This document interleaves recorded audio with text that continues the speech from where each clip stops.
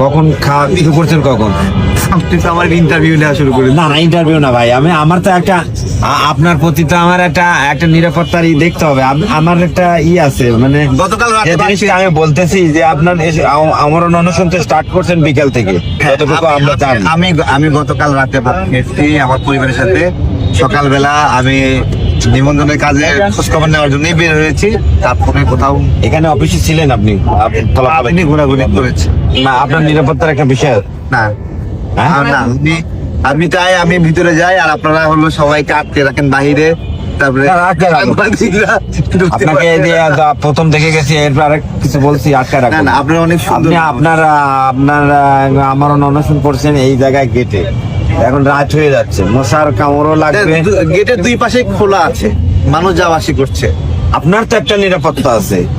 আমি আমি আমি আমি ভাই মরণ থেকে ঘুরে আসছি, আমাকে আর কি নিরাপদে রাখবেন বলে? মশা টশা লাগতেছে না? মশা কয়েল দিয়ে দিচ্ছি।